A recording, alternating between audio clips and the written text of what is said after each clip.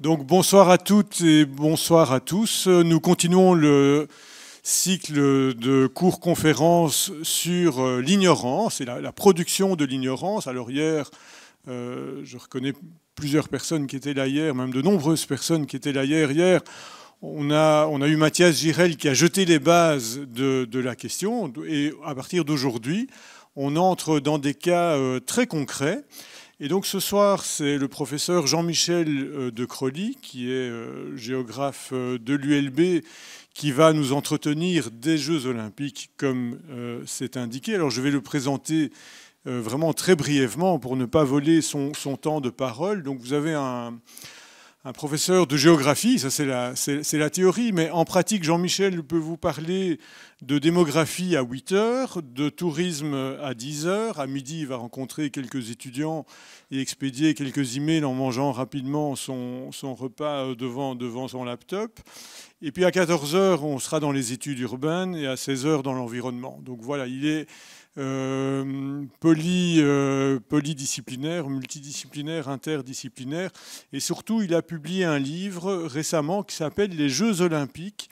En valent-ils la chandelle ?» dans une collection de l'édition de l'Université de Bruxelles que je vous recommande. Et donc, c'est, voilà, je pense, une très bonne entrée en matière pour notre thème de l'ignorance. Et je lui cède immédiatement le micro. Merci Jean-Michel d'avoir accepté l'invitation. Merci beaucoup Frédéric, merci beaucoup de m'avoir invité. Merci à tous et à toutes d'être présents malgré le beau temps. J'espère que vous m'entendez bien. En 1h15, je vais vous parler un tout petit peu de Jeux Olympiques. Alors, si vous voulez, l'objectif que je vais poursuivre dans cette présentation, c'est essayer de mettre en évidence certaines logiques de production intentionnelle, pour reprendre les catégories qui ont été évoquées hier, de production intentionnelle de l'ignorance, et ceci en m'appuyant sur ce que l'on peut qualifier de plus grands événements sportifs organisés à l'heure actuelle dans le monde, à savoir les Jeux Olympiques, ou pour être plus précis, une édition des Jeux Olympiques d'été en l'occurrence.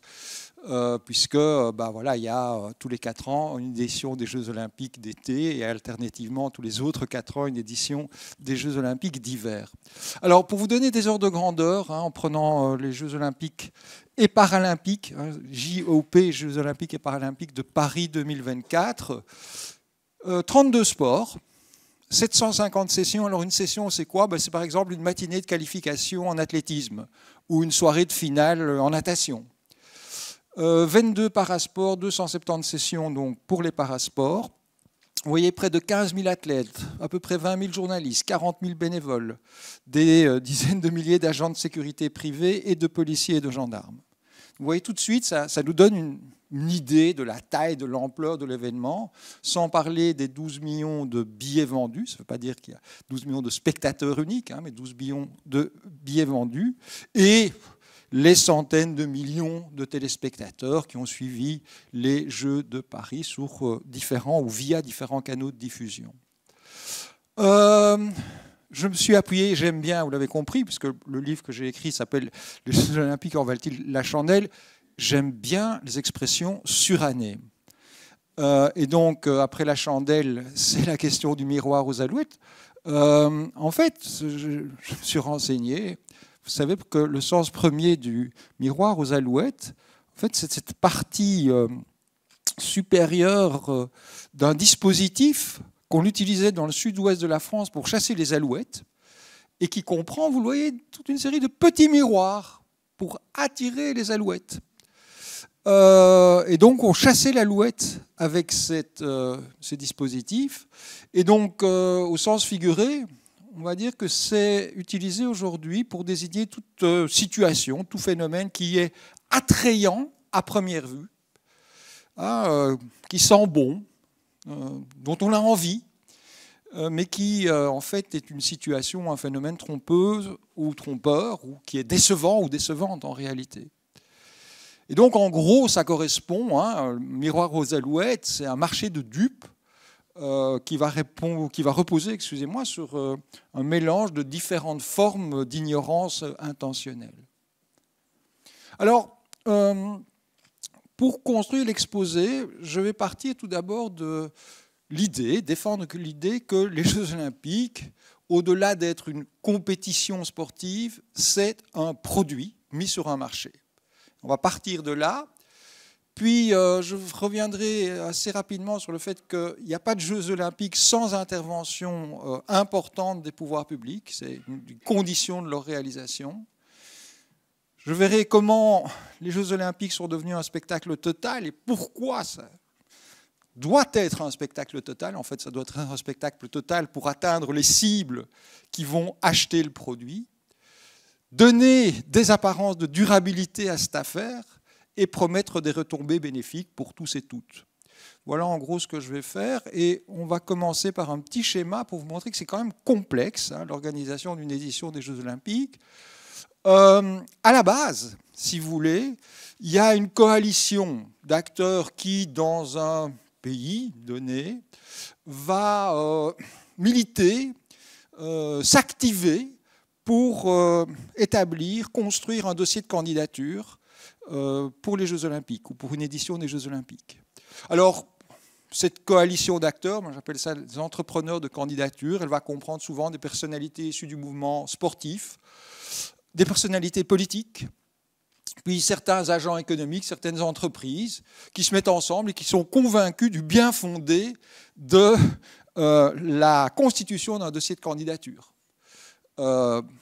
Bruxelles a comme ça connu plusieurs épisodes au cours des 50 dernières années où des coalitions se sont constituées autour de l'idée de soumettre une candidature pour les Jeux olympiques.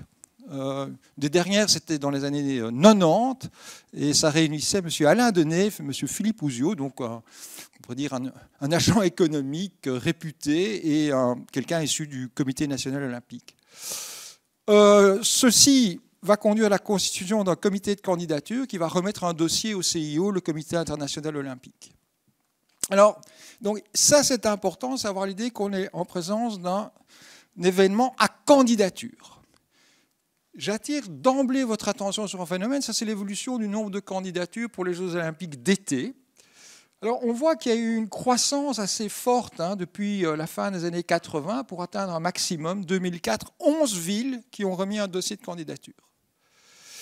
Et puis on voit qu'il y a une diminution. Et cette diminution, je vous demande de la garder en tête, c'est important, on voit qu'il y a une diminution progressive. Comment se fait-il que pour les Jeux de 2024, on n'avait plus que 2 dossiers de candidature, et puis finalement il n'y en avait plus qu'un, celui de Paris, puisqu'il a été décidé d'attribuer la deuxième candidature, les Jeux de l'Olympiade suivant, c'est-à-dire à Los Angeles en 2028.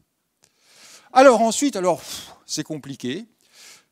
En fait, le CIO, il est constitué de 2 organes principaux, une commission exécutive qui va un peu superviser toutes les procédures au niveau du Comité international olympique, notamment la procédure de sélection des candidatures.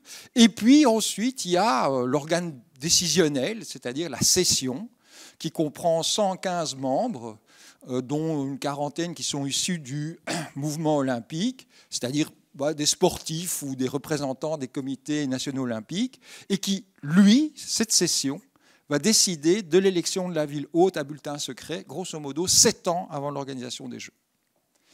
Et une fois que cette décision est prise, alors vous voyez qu'il va se nouer un contrat entre, vous voyez, 3 parties, le CIO, le Comité national olympique du pays hôte et le pouvoir exécutif de la ville hôte. Donc ici, pour Paris 2024, c'était la mairie de Paris. Et alors, ce contrat définit toute une série de conditions qui va devoir être remplies par le Comité national olympique du pays hôte, le pouvoir exécutif de la ville hôte, pour planifier, organiser, financer et livrer une édition des Jeux. Et alors, très important à avoir à l'esprit, c'est que pour que ce contrat soit signé, il faut que le gouvernement du pays hôte signe toute une série d'engagements extrêmement précis. Je pense qu'il y en avait 34 dans le cadre des Jeux olympiques de Paris, notamment des engagements sur le fait qu'en cas de défaillance financière du comité d'organisation, les pouvoirs publics épongent le déficit. Donc voilà, c'est vraiment un dispositif qui, en gros, permet au CIO de confier l'organisation d'une édition des Jeux olympiques en toute tranquillité à un comité d'organisation. Ensuite, qu'est-ce qui va se passer? C'est que le comité de candidature se transforme en comité d'organisation des Jeux olympiques et que ceci va être doublé, et ça il faut avoir à l'esprit, d'un autre organisme qu'on pourrait appeler une société d'aménagement des sites olympiques. En gros, le premier, c'est organiser le fonctionnement des Jeux olympiques, par exemple l'accueil de toutes les délégations, de tous les athlètes, mais aussi l'aménagement temporaire de certains sites, tandis que la Société d'aménagement des sites olympiques, c'est construire un village olympique si nécessaire, construire un centre des médias, construire par exemple aussi toutes les enceintes sportives nouvelles. Peut-être la dernière chose qu'il faut avoir à l'esprit, c'est que autour du CIO gravitent deux types d'acteurs qui sont très importants. D'une part, les FI, les fédérations internationales. En fait, ce sont des fédérations sportives dont, il y en a 76, dont 40 sont des fédérations de sport olympique. Et d'autre part, les comités nationaux olympiques. Alors là, il y en a 206. Les premières, en gros, c'est elles qui sont chargées par le CIO du contrôle et de la direction de toutes les épreuves qui sont organisées pendant les Jeux olympiques. Et le Comité national olympique, il a, lui, obligation d'envoyer, chaque Comité national olympique est obligé d'envoyer au moins un athlète, donc une délégation au JO, et il doit sélectionner les athlètes qui y participeront. Alors, deux petites remarques. Parmi les fédérations internationales reconnues par le CIO, c'est une petite anecdote que je la trouve amusante, il y a des fédérations assez étonnantes. Alors, ce ne sont pas des fédérations de sport olympique, mais elles sont reconnues par le CIO. Et donc, vous avez par exemple, typiquement, la Fédération mondiale de boules et pétanque ou la Fédération internationale de bridge. Donc, j'en étais très surpris. Voilà, c'était tout à fait étonnant. Évidemment, c'est très important d'être reconnu par le CIO. D'une part, parce que c'est la condition pour éventuellement pouvoir devenir un jour une discipline olympique. Pas possible autrement. Et deuxièmement, on va le voir, c'est un peu le nerf de la guerre, parce que ça permet d'obtenir des financements de la part du CIO. Concernant le nombre de comités nationaux olympiques, les très attentifs parmi vous auront probablement remarqué qu'en fait, c'est assez particulier. Il y a plus de comités nationaux olympiques que d'États membres aux Nations Unies. C'est simplement parce qu'il y a un certain nombre de territoires, typiquement comme Hong Kong, la Palestine, le Kosovo ou encore Porto Rico et les îles Caïmans, qui sont des territoires reconnus par le CIO, mais qui ne sont pas membres de fait et de droit des Nations Unies. Le CIO est d'ailleurs très très fier de dire qu'il compte plus de membres que les Nations Unies. Alors, qu'est-ce que cette organisation un peu complexe que je viens de présenter permet? C'est organiser un événement très coûteux. Alors, je ne vais pas entrer dans trop de dollars, ce sont des chiffres, dans trop de détails, excusez-moi, oui, c'est bien parti. Ce sont des chiffres en euros actuels, situation courante 2024. Ce que vous devez avoir à l'esprit, c'est que pour organiser les Jeux olympiques de 2024 à Paris, il y a eu à peu près 9 milliards d'euros qui ont été dépensés, à peu près à part égale par le comité des Jeux olympiques, donc le COJOP, comité d'organisation, et la société Solideo en charge de la construction des ouvrages. Alors 9 milliards, mais c'est sans compter quoi? 1,5 milliard pour dépolluer la Seine. Ça a été un chantier extrêmement coûteux. Et la Seine n'est pas dépolluée, vous le savez, ça c'est absolument faux. Vous avez à peu près 1,5 milliard de surcoût pour les pouvoirs publics liés à la sécurisation des Jeux, c'est-à-dire toutes les heures supplémentaires qui ont été payées par exemple aux policiers, aux forces de l'ordre, aux militaires. Vous avez aussi un demi-milliard pour les primes accordées aux agents publics mobilisés pour les JO. Et donc en tout, on est à peu près à 12,4 milliards. 12,4 milliards d'euros, c'est un peu plus que le budget annuel total de la région bruxelloise. C'est, pour vous donner un ordre de grandeur, 4 fois le budget annuel alloué à la lutte contre le paludisme dans le monde. Donc c'est quand même quelque chose de très important. Et alors voilà déjà, ici un peu de production intentionnelle de l'ignorance. Quand vous regardez le rapport que remet le comité d'organisation des JO à la fin de l'année 2024 et qu'il le diffuse très largement, qu'est-ce qu'on a comme chiffre? Dépenses 4,5 milliards. Ah, vous voyez, là il y a une dissonance qui apparaît tout de suite. Alors effectivement, ça vient du fait que ne sont pris en compte ici que les dépenses du comité d'organisation. Mais ce qui est diffusé, parce que c'est ça qui est diffusé dans la presse, ce qui fait un peu office de « Ah, ce qu'ont coûté les Jeux Olympiques de Paris, si on n'y fait pas attention », c'est ces 4 milliards, c'est-à-dire presque 3 fois moins que le total. Donc déjà là, on n'est pas très à l'aise. Alors ce qui renvoie aussi là une difficulté quand on analyse un événement comme les Jeux Olympiques, qu'on essaye d'en objectiver les caractéristiques, cette difficulté, c'est que, en fait, les organes, que ce soit le CIO, les comités d'organisation d'une édition des Jeux Olympiques, ces organes sont relativement discrets par rapport aux données qui comptent. Et donc, il est très difficile d'obtenir une information objective sur ce qu'a coûté, effectivement, par exemple, l'organisation des Jeux Olympiques, ou, encore plus simplement, c'était une préoccupation que j'avais quand j'écrivais le bouquin, c'est de dire, bon, combien de billets ont été vendus? On le sait, mais ils ont été vendus à des personnes résidant dans quel pays? Impossible de savoir. Or, si vous voulez travailler un peu sérieusement sur, par exemple, l'empreinte carbone de l'événement, vous devez savoir d'où viennent les gens. Ça, c'est impossible à savoir. Donc, on pourrait dire qu'il y a des secrets qui sont bien gardés, mais là aussi, c'est un processus de fabrication de l'ignorance. Alors, oui, ça coûte cher, et donc on peut se demander qui sont les cibles, c'est-à-dire qui on va faire payer l'organisation de l'événement. Alors, de ce point de vue-là, on peut dire qu'il y a d'une part des sociétés privées. Les sociétés privées, ce sont des sponsors, on va y revenir tout de suite. Ce sont des chaînes de télévision qui vont acheter les droits de diffuser les Jeux Olympiques. Ce sont les sociétés immobilières qui vont contribuer à l'investissement dans un certain nombre de constructions réalisées pour l'événement.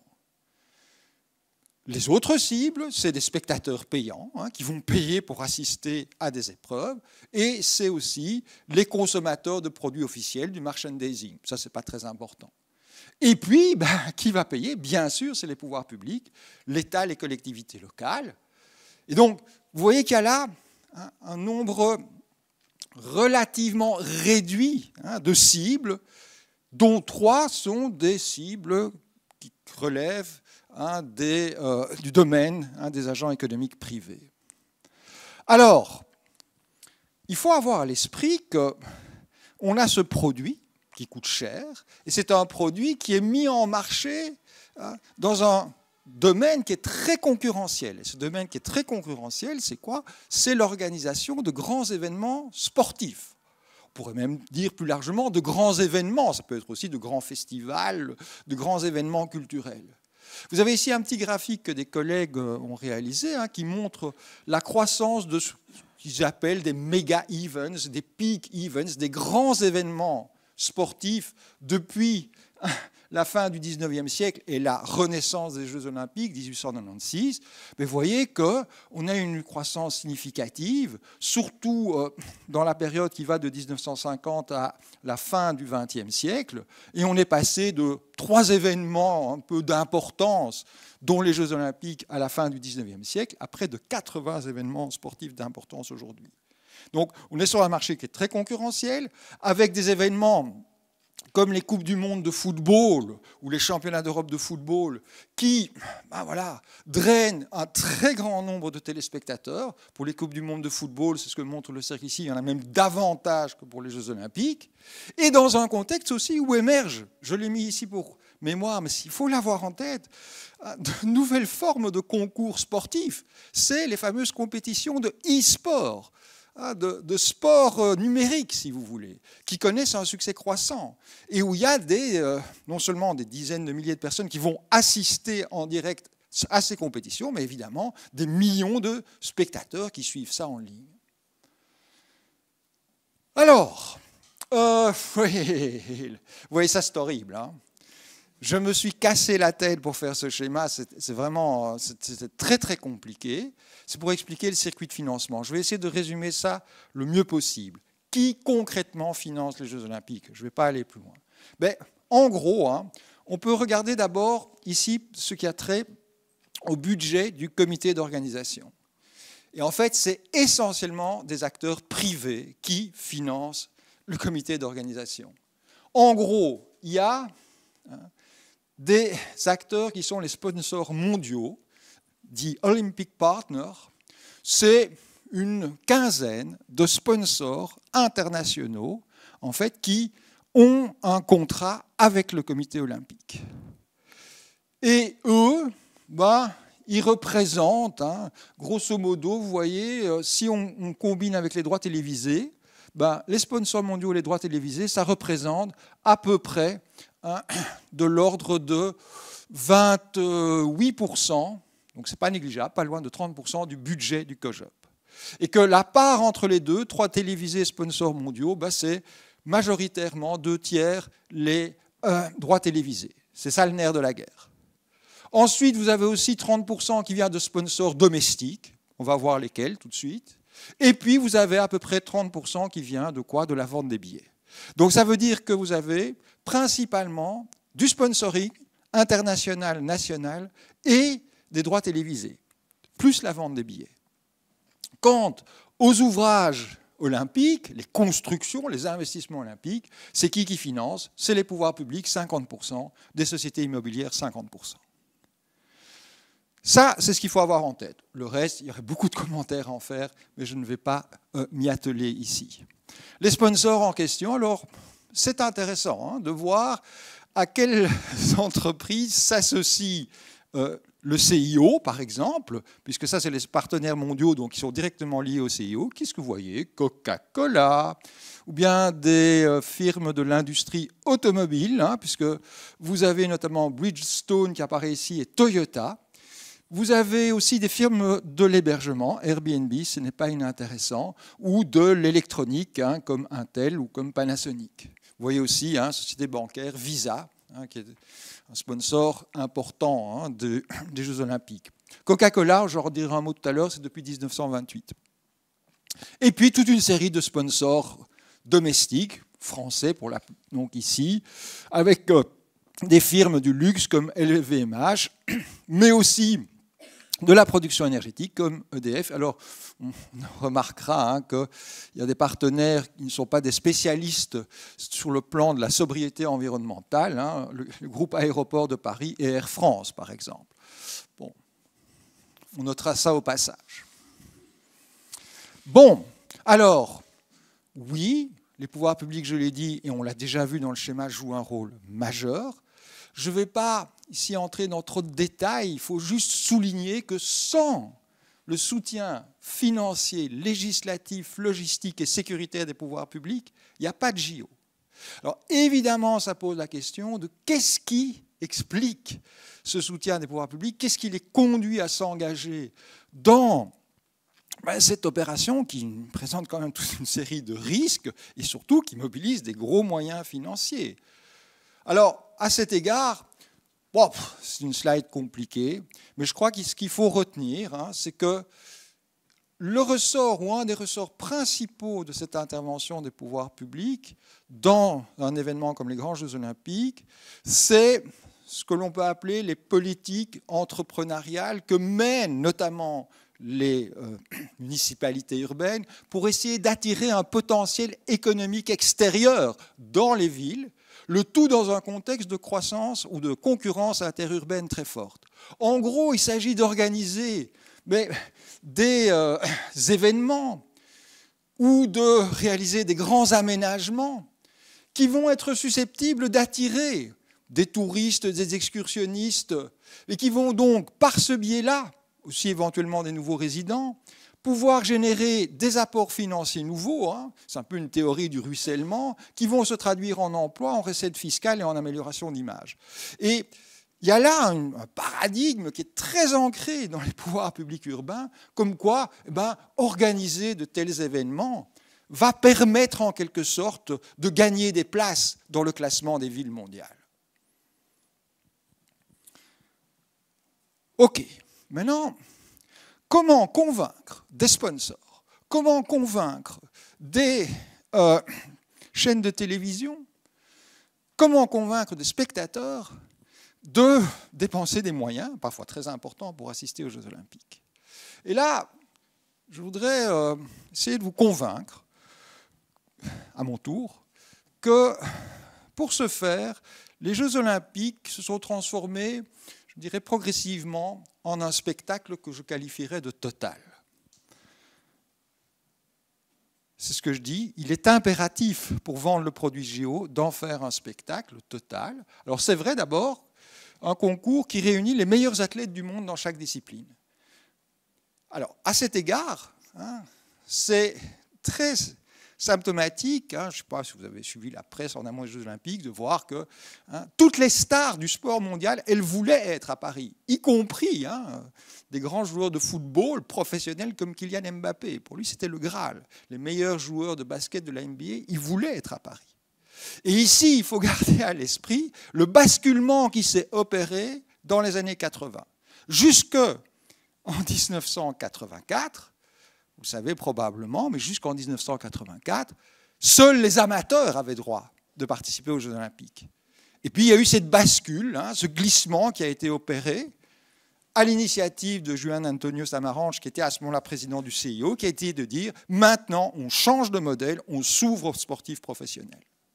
Ce qui a considérablement accru en quelque sorte la notoriété des Jeux pour les sportifs eux-mêmes. Mais alors, s'il s'agit d'attirer les meilleurs athlètes du monde, il faut aussi attirer des représentants de chaque comité national olympique.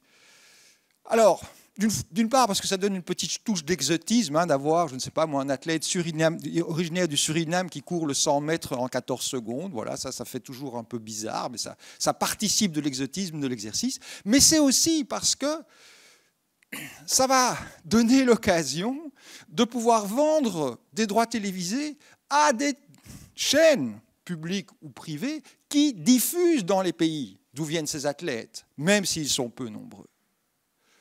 Deuxièmement, il faut avoir un programme qui intègre des disciplines émergentes. Alors là, de ce point de vue-là, le CIO est très fort. Vous avez ici quelques exemples, peut-être plus spectaculaires. C'est l'introduction à Tokyo du skateboard, du surf et de l'escalade sportive, 9. Ou encore du breakdance, on en a beaucoup parlé à Paris en 2024. Il faut aussi que les sports soient rendus plus spectaculaires et, j'ai mis des guillemets, attrayants. Vous connaissez probablement ceci, le ping-pong. Les règles du ping-pong ont changé au début des années 2000 pour le rendre plus spectaculaire. La taille de la balle a été augmentée. Le nombre de points qu'il faut gagner par set a été diminué sur des sets en 11 points gagnants, plus 21. Et donc ça augmente le suspense.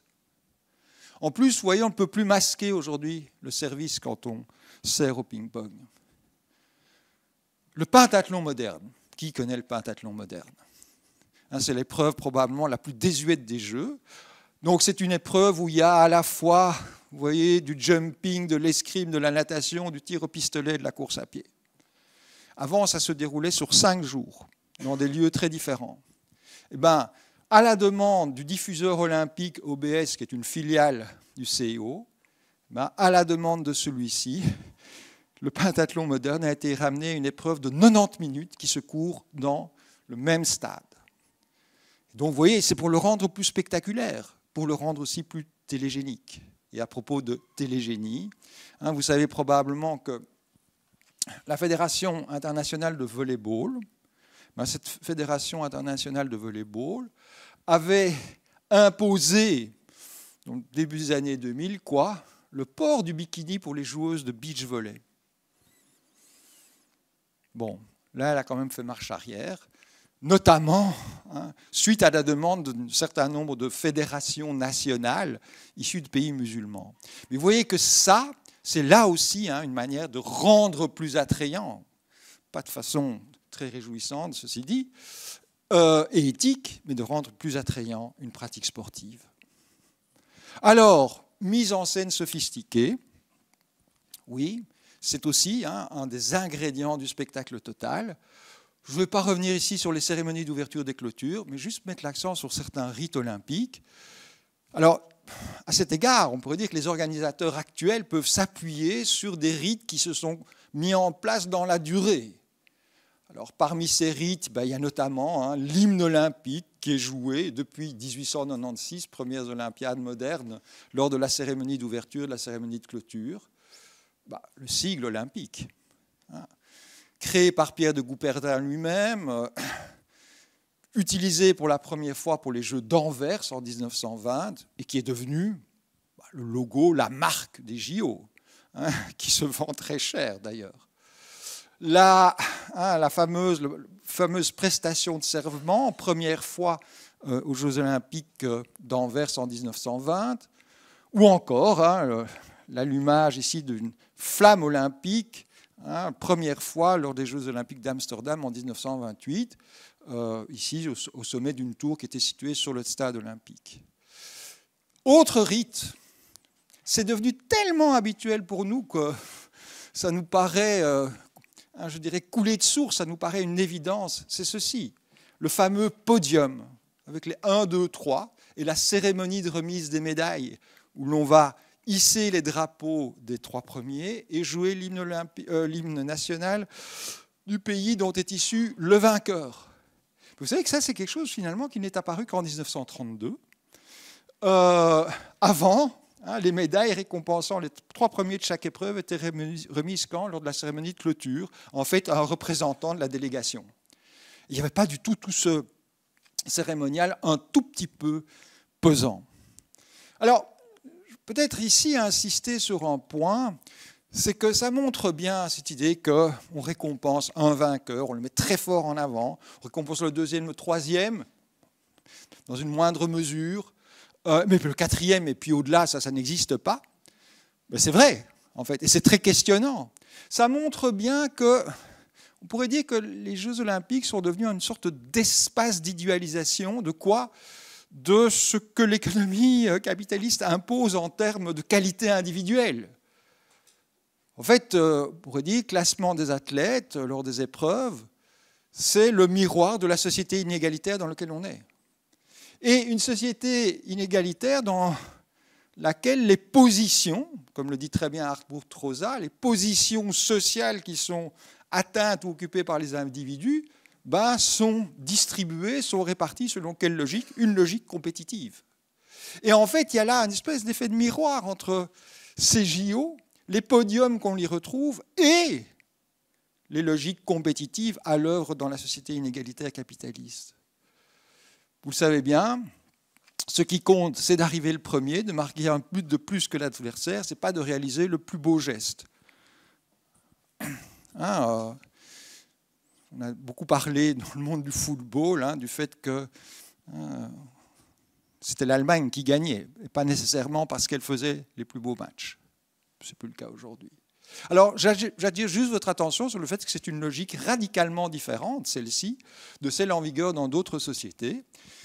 On pourrait revenir, par exemple, sur un exemple souvent cité, c'est dans les îles Tobriand, lorsque le cricket a été adopté par la population, en fait, les parties devaient, c'est pas qu'elles pouvaient, elles devaient se terminer par une égalité pour ne pas remettre en question, pour ne pas mettre en péril l'équilibre social.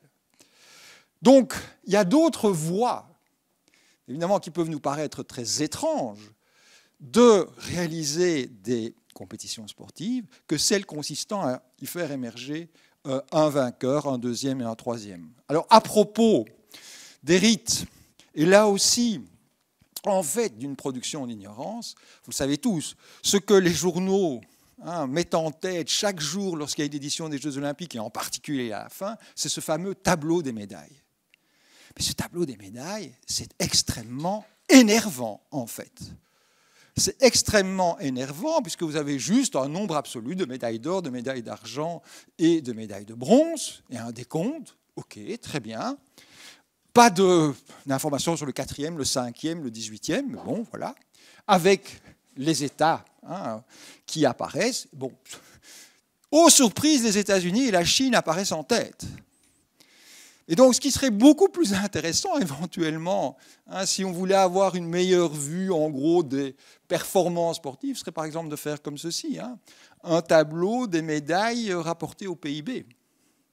Et alors, évidemment, là, on aboutit à un classement qui est tout à fait différent.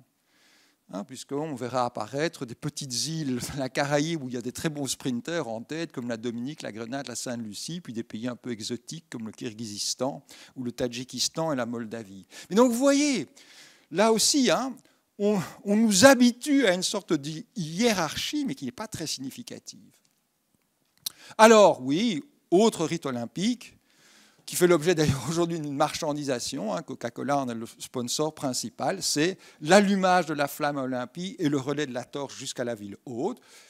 Je le rappelle, c'est une invention nazie, 1936. Hein, c'est le comité d'organisation des Jeux de Berlin qui a, pour souligner ou mettre en avant les liens supposés entre la Grèce antique et le régime nazi, le lien entre la civilisation aryenne et la Grèce antique, qui a organisé à la fois la cérémonie d'allumage de la flamme et le parcours jusqu'à Berlin, dans toutes des villes d'ailleurs, en passant par toutes des villes qui vont être après, hein, conquises ou annexées par l'Allemagne, occasion aussi d'une grande démonstration hein, du régime nazi lors de l'arrivée de la flamme à Berlin. Alors, le site des Jeux olympiques est relativement, pour ne pas dire extrêmement discret à propos de l'origine nazie de cette cérémonie. Très, très discret. Il y fait allusion, c'est en 1936, à l'occasion des Jeux de Berlin, mais c'est très, très discret. Et puis, oui, un spectacle total, un événement tout autant festif que sportif. Ouais, moi j'étais à Paris. Il se fait. Et ce qui m'a sidéré, c'est effectivement de me rendre compte que tout était mis en place pour que le spectateur perde en quelque sorte le contact avec la réalité ou avec son sens critique. Et donc ici, voilà, c'est Paris-Bercy avec match de basket. Et vous voyez, en fait, il y a une ambiance qui est créée de façon à emporter le spectateur dans une sorte d'enthousiasme qui le dépasse. Avec, vous voyez, notamment, donc, mais ça on ne le voit pas, un DJ, un meneur ou une meneuse de salle, un karaoké, un véritable karaoké. On passe de la musique à fond et on passe les paroles en même temps pendant les pauses. Des jeux de lumière impressionnants. Et ça va très loin. Ça va très loin. Je pense que là, les comités d'organisation de Paris 2024 a vraiment été très loin. C'est que vous savez que dans un terrain de basket, pendant les temps morts ou les arrêts, on vient frotter le parquet pour éviter que les joueurs glissent. Donc là, il y avait effectivement des bénévoles qui venaient cirer le parquet ou nettoyer le parquet, mais c'était aussi des danseurs. Et donc, non seulement ils ciraient le danseur, mais il y avait de la musique et ils commençaient à faire des pas de danse autour comme ça. Vous voyez, très impressionnant. Et donc, tout le monde claque dans ses mains et c'est parti. Et donc, vous voyez, là, il y a quelque chose qui est très particulier qui... mais là, je ne pense pas que ce soit de la fabrique de l'ignorance. En tout cas, ça conduit à nous plonger dans un état qui nous fait perdre, en quelque sorte, tout sens critique. Voilà, puis on pourrait parler des enceintes sportives à l'architecture exceptionnelle, hein, le nid d'oiseaux ici à Pékin, ou bien aussi des compétitions dans des lieux emblématiques. Évidemment, à Paris, c'était particulièrement spectaculaire, compétition d'escrime au Grand Palais, beach volley devant la Tour Eiffel, très très remarquable. Ok, alors voilà, c'est une formule qui attire les sponsors, le moins qu'on puisse dire. Parce que ça donne de la visibilité aux produits. Donc, plutôt, ça donne une visibilité parce que le produit Jeux Olympiques, la marque olympique est évidemment très, très attractive. Ça permet aussi d'aligner les marques avec les valeurs de l'olympisme, hein, les valeurs qui sont mises en avant par le Comité international olympique, l'excellence, le respect, l'amitié. Ça permet d'aligner les marques aussi avec les vertus associées aux pratiques sportives de haut niveau, un corps sain, dans un esprit sain, on pourrait le dire autrement. Ça permet aussi de bénéficier de droits d'exclusivité sur la vente ou l'usage de certains biens ou services. Dans les enceintes sportives, pour acheter des boissons ou pour acheter dans les magasins officiels des JO, le seul moyen de paiement, c'est quoi? C'est une carte Visa. Pas d'autre. C'est celle-là. Donc vous avez Visa, une exclusivité. Les seules boissons qui sont distribuées dans les enceintes sportives, mais aussi au village olympique, mais aussi aux athlètes dans les compétitions, c'est des boissons étiquetées Coca-Cola. En particulier, cette boisson-ci, Powerade, qui est une boisson qui a été conçue par Coca-Cola pour les sportifs. Et alors, là aussi, on touche à de la fabrique de l'ignorance.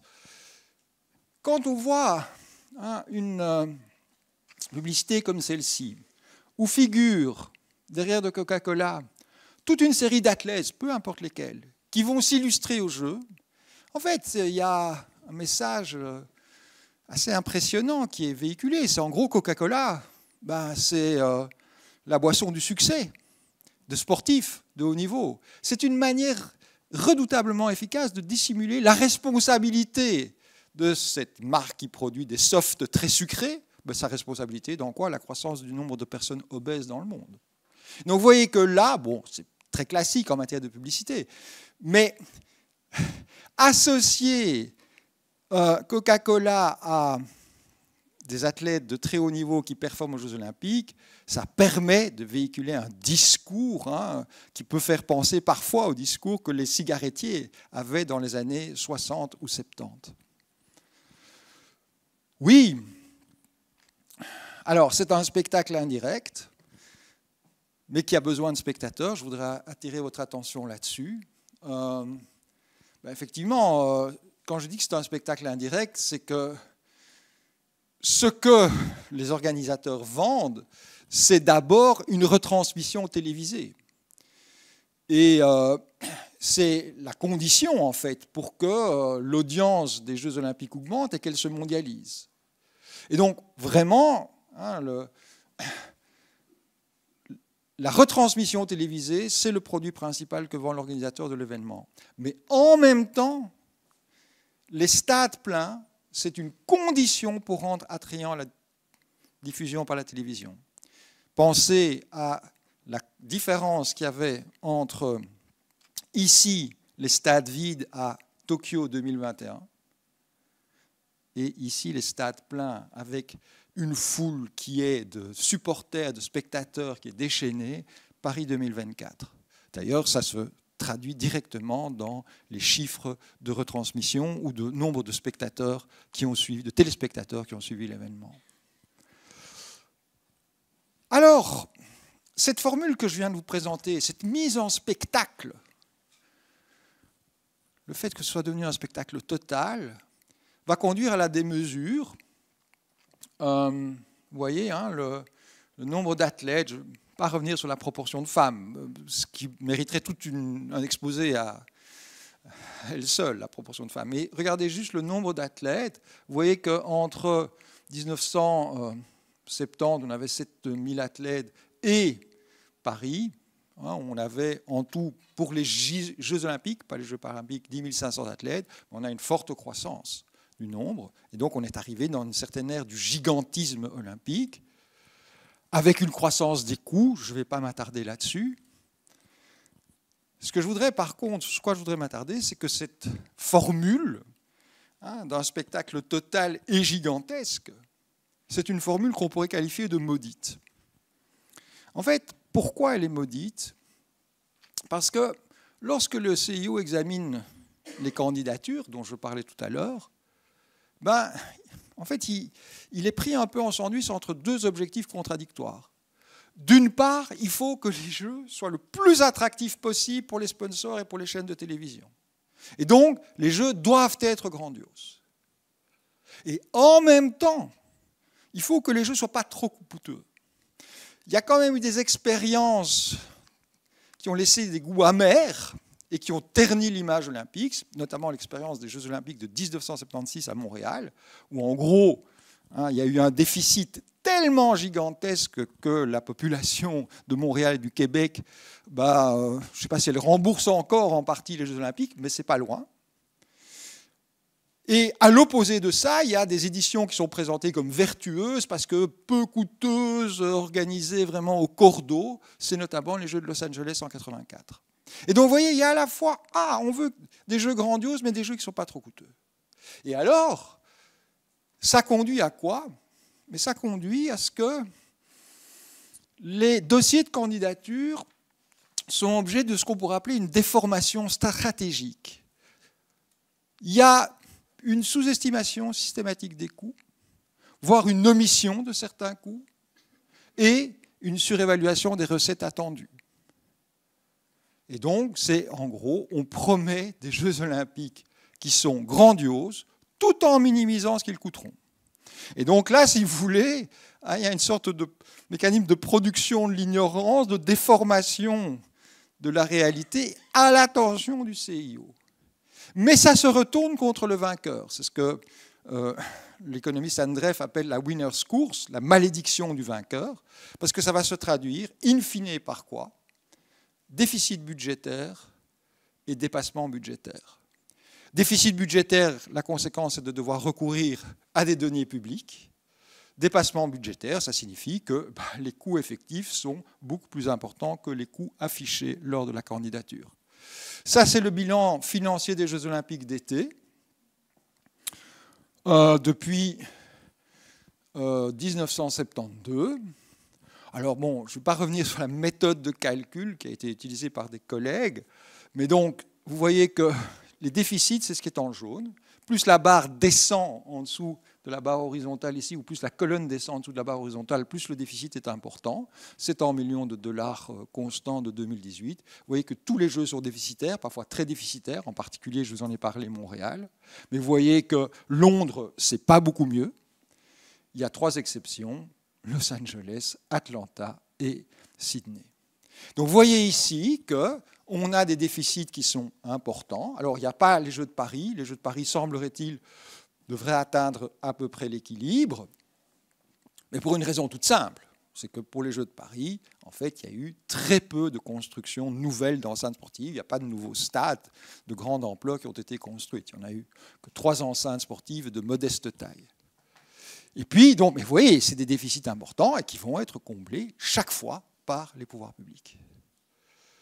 Et puis, vous voyez ici le dérapage des coûts. Vous voyez que systématiquement, les coûts réels dépassent, alors parfois de beaucoup. À Londres, en 2012, c'est très spectaculaire. Il y a quasiment plus qu'un doublement entre les coûts réels et les coûts qui avaient été anticipés dans le dossier de candidature. Ça, c'est les 2 composantes de la malédiction du vainqueur. Ça va? Je vous raconte beaucoup de choses. J'espère que vous me suivez. Vous pourrez poser toutes les questions que vous voulez après. Je voudrais maintenant franchir une étape de plus. Et là, on va entrer dans quelque chose qui est un peu difficile. C'est la question de la dimension durable des jeux et puis de la dimension sociale des jeux. Je profite de ce petit moment de répit, ça va, juste pour dire qu'il y a toute une série d'aspects que je n'aborde pas dans l'exposé, ni d'ailleurs dans le bouquin que j'ai écrit à propos des jeux, où des mécanismes de production de l'ignorance sont pourtant très présents, notamment la question du dopage. C'est un dossier qui, à lui tout seul, pourrait faire l'objet d'un livre et d'une conférence. Je ne l'aborde pas. Et je ne pourrais pas répondre à des questions à ce propos, d'ailleurs. Donc, donner l'apparence de la durabilité. Ben oui, en gros, depuis les années 90, le CIO se montre soucieux de la question environnementale, de la soutenabilité environnementale des jeux. En gros, c'est peu après le sommet de la Terre, Rio 1992, alors que se développe un activisme de l'ONU en faveur du développement durable, DD, le comité international olympique embraye en quelque sorte et va faire de l'environnement la 3e dimension de l'olympisme à côté du sport et de la culture. Et il faut que, là je reprends des propos du CIO, que les Jeux olympiques soient à l'avant-garde dans le domaine de la durabilité. Formidable. Et donc, il faut reconnaître, ceci dit, que à partir de 2014 et puis encore en 2021, il y a eu vraiment un gros travail qui a été accompli par le CIO pour définir des objectifs en matière environnementale. On peut se demander pourquoi ils le font. Je pense que c'est à peu près inéluctable. C'est inéluctable, c'est un positionnement, je pense, indispensable pour garder de la crédibilité, notamment pour garder de la crédibilité vis-à-vis des éventuels sponsors, garder de la crédibilité aussi vis-à-vis des organisations internationales. Pour le CIO, c'est vraiment important. Alors oui, voilà quelques extraits de cet agenda en matière environnementale. Je ne vais pas m'y attarder trop longuement, mais juste pour vous dire qu'il y a quand même des initiatives, ou en tout cas des objectifs qui méritent d'être retenus.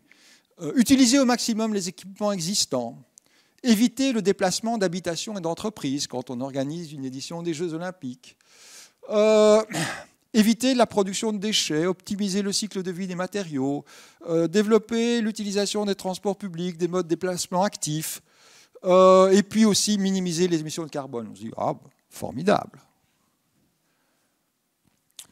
Alors, qu'en est-il maintenant des faits par rapport à ces engagements, à ces objectifs? Là, vous voyez, le titre est assez clair, le fossé persiste entre le discours et les faits. Alors, malheureusement, il y a peu d'études systématiques sur les effets environnementaux des Jeux. Il n'y a même pas d'études systématiques sur les effets environnementaux des Jeux, qui seraient faits par des organismes indépendants, notamment. On peut juste mentionner ici un papier récent qui a été publié dans la revue Nature Sustainability, et qui voilà, a construit un indicateur de soutenabilité environnementale des Jeux, alors qu'il n'est pas un indicateur idéal, on pourrait le critiquer. Mais bon, il est intéressant. En gros, plus cet indicateur est proche de 100, plus les Jeux sont durables. Plus il est proche de 0, moins les Jeux sont durables. Vous voyez que le résultat n'est pas brillant. Hein. La soutenabilité environnementale des Jeux a eu tendance à plutôt se détériorer, que ce soit pour les Jeux d'été et les Jeux d'hiver. Alors, il faut dire que la plupart des mesures qui sont adoptées par les comités d'organisation sont des mesures cosmétiques. Hein. C'est vraiment pas très engageant. Voilà. Je vais prendre le cas, je l'ai souligné toute une série, mais Tokyo 2021. Les engagements environnementaux, 18 000 lits en carton réutilisables. Des médailles faites en matériaux recyclés, des podiums construits avec du plastique recyclé. Voilà. Bon, il y a des engagements en termes d'émissions de gaz à effet de serre, mais c'est quand même un peu modeste. Hein. Et alors là où ça devient encore plus embêtant, c'est que le CIO n'hésite pas à mentir sur les effets environnementaux de certaines éditions des Jeux. Alors là, c'est du mensonge délibéré. Hein. Mathias Girel l'évoquait hier, hein, la catégorie du mensonge dans le discours public. On peut dire que le CIO n'est pas avare en mensonges. Ici, vous avez donc un extrait d'une feuille d'information sur l'environnement et le développement durable, janvier 2014, donc juste avant les Jeux de Sotchi, en Russie. Et alors, c'est parti, hein, une intégration efficace des principes du développement durable, collaboration avec le Fonds des Nations Unies ou le Programme des Nations Unies pour l'environnement et pour le développement, le WWF, Greenpeace, et voilà, de manière à ce que protection et restauration des écosystèmes complexes soient assurées, faire un héritage écologique unique qui survivra longtemps après les Jeux. Vous vous rendez compte, l'affaire. Et Sotchi, c'est probablement l'édition des Jeux olympiques, été et hiver confondus, qui a été la plus destructrice sur le plan de l'environnement, parce qu'il a fallu construire énormément, notamment de routes, mais aussi de stations, 4 stations de ski, de très nombreux bâtiments, des tunnels. Le tout facilité par des assouplissements des régulations environnementales. Et ben voilà, milliers d'arbres abattus, morcellement des habitats de nombreuses espèces animales, pollution de grandes ampleurs, notamment liée au déversement des déchets. Vous avez quelques exemples ici de déversement de déchets liés à la construction de sites olympiques dans une rivière aux environs de Sochi. Très sympathique. Alors, évidemment, on peut revenir sur un cas qui est emblématique, c'est le cas de l'empreinte carbone. Voilà, c'est à partir de quelques chiffres disponibles, mais qui sont probablement incomplets, par rapport auxquels aussi les méthodologies ne sont pas toujours très précises. En gros, si l'on prend les Jeux Olympiques ici de Londres et de Rio, je vais me focaliser là-dessus parce que Tokyo, c'est très particulier puisqu'il n'y avait pas de spectateurs. Mais donc, en gros, vous voyez, on est entre 3000 et 5000 kilotonnes équivalent CO2 d'émissions. Ça représente les émissions totales annuelles d'un pays de quelques millions d'habitants en Afrique subsaharienne, la Guinée-Bissau ou le Libéria, donc c'est loin d'être négligeable. Et l'élément clé qu'il faut retenir ici, c'est que c'est le déplacement et les séjours de spectateurs et, pour Londres, la construction des équipements sportifs et non sportifs qui sont les deux principales sources d'émissions de gaz à effet de serre. Et que par rapport au déplacement des séjours et les séjours des spectateurs, on le voit très bien ici dans le cas de Rio 2016, c'est le transport des spectateurs internationaux qui est le facteur déterminant. Et donc vous avez une part importante des émissions de gaz à effet de serre qui est liée à l'organisation des Jeux Olympiques qui provient des déplacements des spectateurs internationaux et en particulier de ceux qui viennent de plus loin. Alors, Paris 2024 avait des promesses très très ambitieuses. En mars 2021, il s'agissait d'organiser le premier événement sportif mondial à contribution positive pour le climat. C'est formidable, ça, les contributions positives pour le climat. Et donc, en réduisant à très très peu les émissions de gaz à effet de serre liées à l'événement et en mettant en œuvre des programmes de compensation, c'est-à-dire planter des arbres dans des pays lointains. Mais vous savez probablement, il faudrait développer plus longuement, les programmes de compensation en plantant des arbres posent d'énormes problèmes et finalement, comme le montrent les études, notamment du GIEC, ce sont des programmes qui n'enlèvent pas les émissions qui ont eu lieu. Donc ça, c'est quand même un point qui est important. Finalement, ils sont revenus sur cet objectif initial et puis ils ont voulu réduire de moitié les émissions par rapport aux éditions précédentes des Jeux. Alors, un groupe de chercheurs indépendants qui fait partie de ce qu'on appelle de shifters a fait une estimation de l'empreinte carbone des Jeux de Paris 2024. Alors, c'est vrai que l'empreinte carbone est faible pour opération et construction, pour fonctionnement des Jeux et surtout pour la construction. Puis il y a eu très peu de sites nouveaux qui ont été construits à part le village olympique, beaucoup moins qu'à Londres. Mais vous voyez, il y a une empreinte carbone liée au déplacement qui est très substantielle et qui fait qu'on est qu'on a un peu plus de 2000 kilotonnes équivalent CO2. Donc effectivement, on est loin de l'objectif atteint. Ce n'est pas la moitié de Londres, par exemple. Alors, ceci renvoie à quelque chose de tout simple. C'est que dès lors que vous faites venir des dizaines de milliers de spectateurs de loin, nécessairement, vous allez avoir une empreinte carbone importante, parce qu'ils viendront en avion et ils franchiront des distances importantes. Frédéric, qui est ici présent, est un spécialiste de cette question. Vous avez ici une comparaison, alors qu'il n'a rien à voir avec les Jeux, de l'origine des touristes qui visitent Bruxelles. Les cercles sont d'autant plus grands qu'ils sont nombreux. Et on voit bien que les touristes qui visitent Bruxelles, ils viennent principalement d'Europe et un tout petit peu d'Amérique du Nord. Et ça, c'est les émissions de gaz à effet de serre. Selon l'origine de ces touristes, vous voyez que les émissions sont d'autant plus importantes qu'on se trouve loin de Bruxelles. Et donc ça, tant qu'il y aura des milliers ou des dizaines de milliers de spectateurs qui franchiront de longues distances pour assister à un événement comme les Jeux Olympiques, vous pouvez tourner ça dans tous les sens, il y aura des émissions de gaz à effet de serre importantes. Alors, concernant les aspects sociaux, le CIO, il a aussi un discours très prometteur, obtenir des avantages sur le plan social, et donc s'inscrire dans toute une série d'objectifs de développement durable des Nations Unies, accès à la santé, élimination de la pauvreté, accès à une éducation de qualité, réduction des inégalités, accès à des emplois décents, oui, paix, justice et institutions efficaces. On y va, joyeusement. Et regardez cette phrase formidable du président du conseil départemental de la Seine-Saint-Denis, en amont de Paris, 2024, les Jeux de Paris constitueront un formidable moyen d'améliorer la vie des habitantes et des habitants. Et voilà. Alors, est-ce que les Jeux olympiques est un formidable moyen d'améliorer la vie des habitantes et des habitants? Non. En tout cas, pas de tous.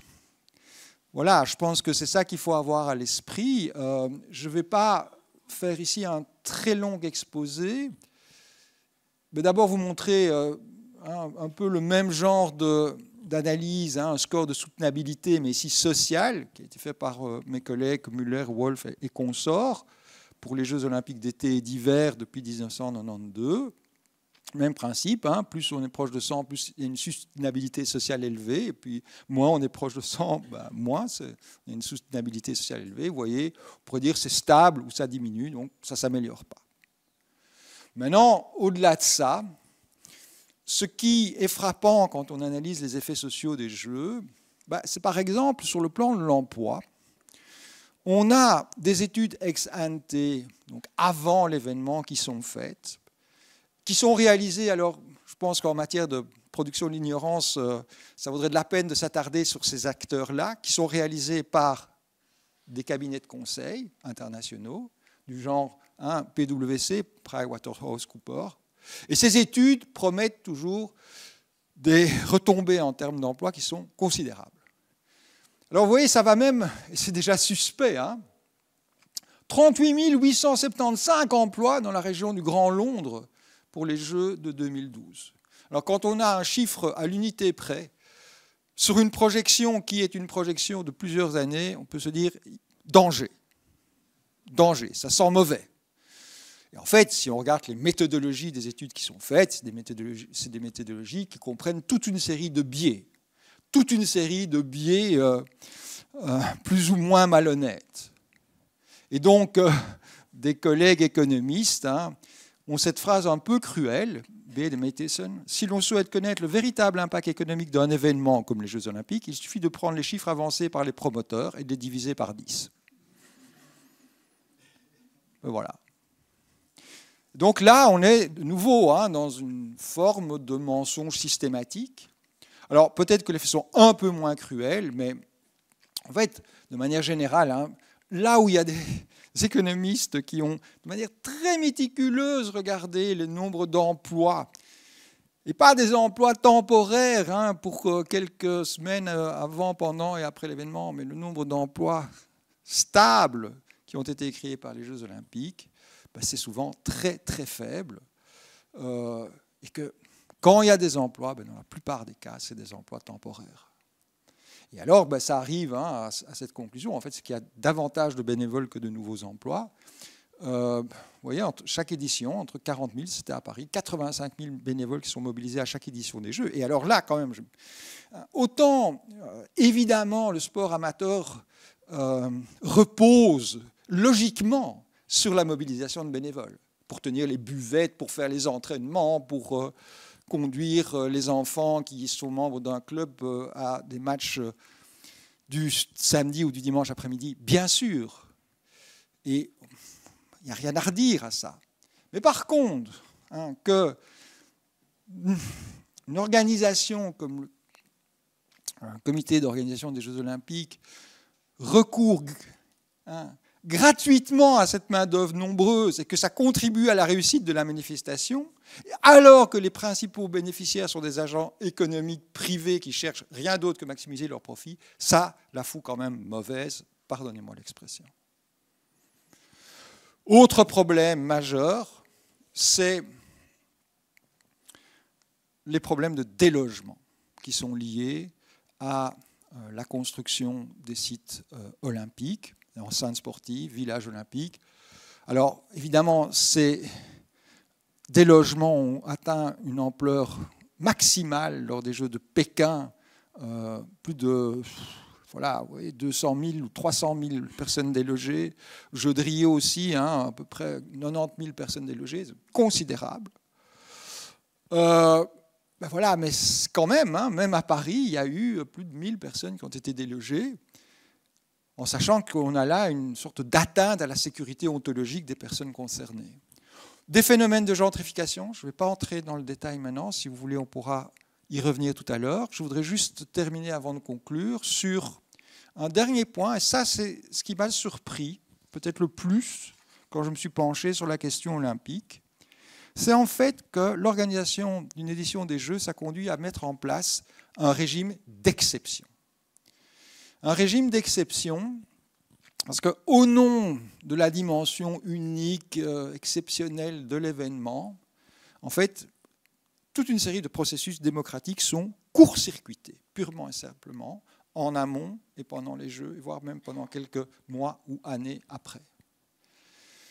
Très symptomatique ici, c'est la mise en place de régimes juridiques dérogatoires. Le CIO dit qu'il adhère aux objectifs de développement durable en matière de droit civil et de droit politique, mais voilà, adoption de législation qui quoi facilite les expropriations, allège les dispositifs d'évaluation de projets. En gros, il y a toute une série de projets de construction, par exemple, qui peuvent être réalisés sans passer par les procédures habituelles.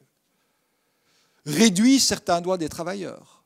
Donc, ça va très loin, en fait. Mise en place de mesures exceptionnelles de sécurité, là, effectivement, très significatif, c'est les autorisations en matière de vidéosurveillance algorithmique, pilotée par intelligence artificielle pour les Jeux de Paris 2024. Sans parler de toutes les dispositions qui sont mises en œuvre pour chasser de l'espace public les personnes et les groupes qui sont jugés indésirables, les sans-abri ou les migrants primo-arrivants. Les limitations des droits de manifestation dans l'espace public. J'ai une image ici qui illustre un peu l'avant-dernier point que j'ai évoqué. C'est la destruction, c'est même pas à Paris, c'est dans la proximité du stade de Bordeaux, où allaient avoir lieu des matchs de foot pendant les Jeux Olympiques de Paris.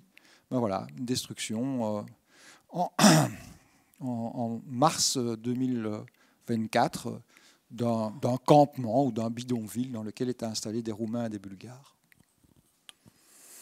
J'en viens à ma conclusion. Voilà, je crois qu'on peut le dire, les Jeux Olympiques et Paralympiques sont devenus un concours sportif à la fois gigantesque. Je parlais de spectacle total, on pourrait dire qu'il est disneylandisé, et qui est emballé dans une sorte de vernis de développement durable. Ça en fait un produit qui est extrêmement attractif pour toute une série d'acteurs privés, les grands réseaux médiatiques transnationaux, les sponsors du CIO, les sponsors domestiques. Je n'en ai pas parlé ici, les équipementiers ou d'autres sponsors des stars de l'olympisme, équipementiers sportifs. Des firmes du secteur de l'hébergement, on a parlé d'Airbnb, restauration, l'événementiel, le transport aérien. Et puis aussi, c'est un produit attractif pour des spectateurs, en tout cas ceux qui disposent de moyens. Parce que ça coûte cher quand même d'assister à des compétitions olympiques. Il ne verrait pas le jour, ce produit. Je crois que vous l'avez compris, sans les apports substantiels des pouvoirs publics. Ça ne marcherait pas, notamment sur le plan financier, mais aussi sur le plan législatif, mais aussi sur le plan logistique. Ça donne lieu à de très nombreuses externalités négatives, on vient d'en parler, pour les habitants des villes hautes, en particulier les plus vulnérables, pour l'environnement. Et donc, les promesses de développement collectif, de promesses de développement en faveur du bien commun, qui sont avancés par le CIO, qui sont avancés par les comités d'organisation, mais ils ne sont pas atteints. Et ces externalités, pardon, excusez-moi, là il y a une petite erreur dans mon slide, je l'ai peut-être fait un peu rapidement. En sachant que ces apports substantiels des pouvoirs publics permettent de légitimer l'engagement, permettent de légitimer leur engagement. Oui, excusez-moi, je vais reprendre. Je suis fatigué. il y a là un problème. En sachant que, en quelque sorte, les engagements du CIO et du COJO, les promesses qui sont faites, viennent pour légitimer l'engagement des pouvoirs publics, mais aussi masquer les externalités négatives des jeux. Ce n'est pas une exception.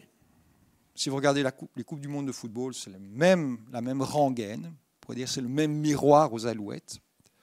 La Coupe du monde au Qatar atteignait des sommets en la matière, puisque oui, c'était présenté comme une Coupe du monde durable, sur tous les plans. Et vous savez bien que ce soit sur le plan environnemental, avec la construction de ces stades géants qui étaient refroidis, avec des systèmes de climatisation extrêmement coûteux en énergie, avec les milliers de travailleurs qui sont morts dans la construction des sites, on est très très loin d'avoir atteint des objectifs en matière de durabilité.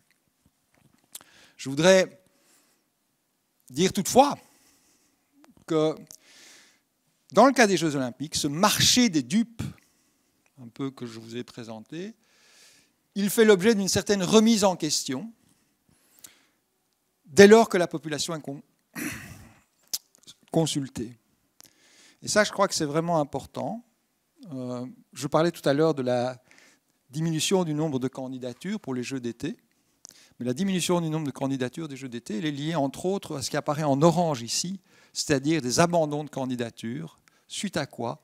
À des référendums qui ont été tenus dans les villes qui comptaient remettre un dossier de candidature ou qui étaient déjà très avancés dans la constitution d'un dossier de candidature, comme ça a été pour les Jeux d'été, qui était la candidature de Vienne pour les Jeux d'été de 2028, par exemple, référendum 2013, avec un refus assez net de la part de la population. Et donc là, en fait, je pense qu'il y a un véritable danger, peut-être salutaire, pour le CIO, c'est de se retrouver dans une situation où il ne trouvera plus de villes qui sont prêtes à candidater en dehors de quoi? En dehors de pétromonarchie ou de dictature. Et que ça risque de menacer très fortement l'avenir du mouvement olympique. Si vous voulez en savoir plus, je vous invite à me lire, mais c'est très démocratique comme prix. Je vous remercie beaucoup pour vos attentions et je suis ouvert, bien sûr, à toutes vos questions. Merci.